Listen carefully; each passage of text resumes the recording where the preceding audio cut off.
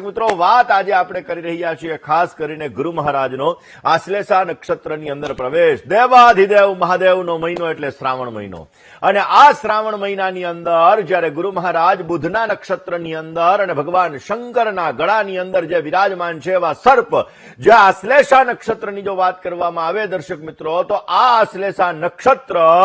એનું પ્રતીક સર્પ એટલે કે નાગ છે, જે ભગવાન સાંબ સદાશિવ ભગવાન ભોળાનાથના ગળાની અંદર વિરાજમાન છે. અને દર્શક મિત્રો, જ્ઞાનના કારક ગુરુ મહારાજ, જ્યારે આ ગુરુ મહારાજ પોતે આશ્લેષા નક્ષત્રની અંદર 19 તારીખે ખાસ કરીને રાશિ પરિવર્તન એટલે કે નક્ષત્ર પરિવર્તન કરી ચુક્યા છે. 19 ઓગસ્ટ 2026 થી 31/10/2026 સુધી ગુરુ મહારાજ કર્ક રાશિની અંદર આશ્લેષા નક્ષત્રની અંદર રહેવાના છે. હવે દર્શક મિત્રો, જ્યોતિષની દ્રષ્ટિએ જોવા જઈએ તો ગુરુ મહારાજ વિસ્તરણના કારક છે, ગુરુ મહારાજ જ્ઞાનના કારક છે, ગુરુ મહારાજ ધનના પણ કારક છે, અને આ જ ગુરુ મહારાજ મેનેજમેન્ટના પણ કારક છે. અને આ ગુરુ મહારાજ આશ્લેષા નક્ષત્ર કે જેનો સ્વામી બુધ બને છે. બુધ એ આપણી બુદ્ધિ ક્ષમતાનો કારક છે, બુધ એ તીવ્ર બુદ્ધિનો કારક છે. બુધ મહારાજ એવું કહી શકાય કે આપણા જીવનની અંદર 70 થી 75% સંચાલન જો કોઈ કરતું હોય તો બુધ કરે છે, કારણ કે નસોનો કારક પણ બુધ છે, ચામડીનો કારક પણ બુધ છે, બુદ્ધિનો કારક પણ બુધ છે, કાનના ગળાનો કારક પણ બુધ છે. અને એટલા માટે દર્શક મિત્રો, જ્યારે આશ્લેષા નક્ષત્રની અંદર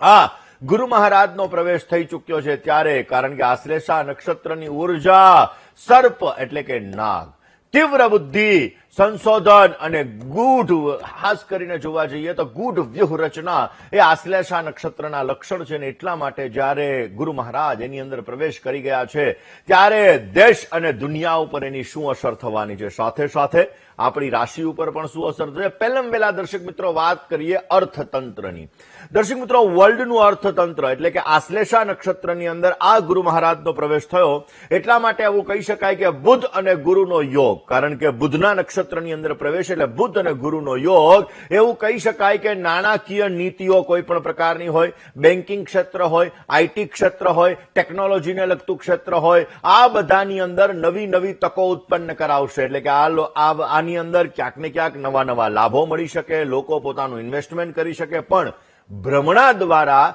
નુકસાન ન થાય તે અંગે તકેદારી રાખવી બહુ જરૂરી છે. શેર બજારની અંદર આપણે જોઈશું કે શરૂઆતના તબક્કાની અંદર ઘણી બધી ઉથલપાથલો આ સમયમાં જોવા મળશે, પરંતુ પછીના ભાગની અંદર એટલે કે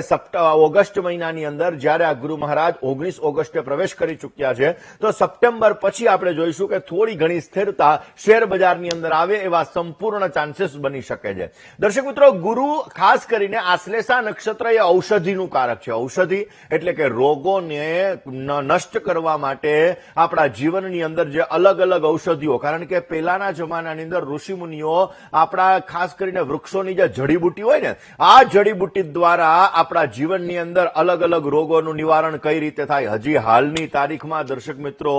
મેં એવું સાંભળેલું છે કે જૂનાગઢના ગિરનાર ક્ષેત્રની અંદર એવી એવી જડીબુટીઓ છે કે એ જડીબુટીઓ જ્યારે આપણે ગ્રહણ કરીએ છીએ ત્યારે અમુક સમય સુધી આપણને ભોજન એટલે કે ભૂખ પણ નથી લાગતી. તો દર્શક મિત્રો, આવી જડીબુટીઓ છે, પણ એ જડીબુટીનું સંશોધન કરવું, આ બધી વસ્તુ બહુ, એટલા માટે તો આયુર્વેદ શાસ્ત્ર અત્યારના જીવનની અંદર વિશેષ લાભ આપે. ને એટલા માટે આપણે જોઈશું કે આશ્લેષા નક્ષત્રની અંદર ગુરુ મહારાજનો પ્રવેશ, નવી નવી દવાઓનું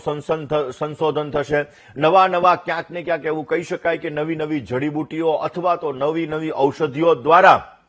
અનેક રોગોમાંથી, જે રોગોના ક્યાંય ઉપાયો નહોતા, જે રોગો નષ્ટ નહોતા થઈ શકતા, જે રોગોમાં રાહત નહોતી મળી શકતી, એવા રોગોનું ક્યાંક ને ક્યાંક આપણને સંશોધન થાય, જેના લીધે મેડિકલ સાયન્સ, એવું કહી શકાય કે કેમિકલ, ફાર્માસ્યુટિકલ કંપની અને આયુર્વેદ ક્ષેત્રની અંદર નવા નવા સંશોધનો થાય અને એ સંશોધનો મોટી સફળતાઓ આ સમયગાળાની અંદર પ્રાપ્ત કરે એવા સંપૂર્ણ ચાન્સીસ બની શકે છે. વાત દર્શક મિત્રો રાજકીય કરીએ, કારણ કે રાજકારણ વર્લ્ડની અંદર આપણે જોઈએ છીએ કે અત્યારે અલગ અલગ જગ્યાએ યુદ્ધને લગતી પરિસ્થિતિઓનું સર્જન થઈ રહ્યું છે. અલગ અલગ જગ્યાએ આપણે જોઈએ છીએ કે ક્યાંક ને ક્યાંક અમુક પોતાના જીવનની અંદર, પોતાના દેશની અંદર લાભો મળી શકે અને ક્યાંક પોતાના ઈગોના લીધે પણ અમુક જગ્યાએ ક્યાંક ને ક્યાંક સમસ્યા અને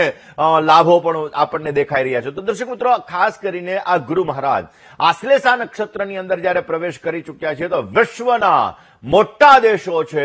આ મોટા મોટા દેશો ખુલ્લા યુદ્ધ કે વિવાદોના બદલે પડદાની પાછળ આ લોકો ગુપ્ત કૂટનીતિ કરશે અને ગુપ્ત કૂટનીતિ અને ક્યાંક ને ક્યાંક એવું બની શકે કે આ લોકો એની અંદર સમાધાન કરે એવા પણ સંપૂર્ણ યોગો આ સમયગાળાની અંદર જણાઈ રહ્યા છે. એટલે આપણે જોઈએ છીએ કે અલગ અલગ ક્ષેત્રની અંદર ઘણા દેશોની અંદર ઘણા વર્ષોથી યુદ્ધ ચાલે છે, ઘણા દેશોમાં ઘણા મહિનાથી યુદ્ધ ચાલે છે. તો આપણે જોઈશું કે પડદાની પાછળ એવી વસ્તુ બની શકે કે ક્યાંક ને ક્યાંક એ લોકો સલાહ કરે અને એ લોકો બંને સમાધાન કરવા માટેના પ્રયત્ન કરે એવા પણ સંપૂર્ણ યોગો આ સમયગાળાની અંદર બને છે. દર્શક મિત્રો, આશ્લેષા નક્ષત્ર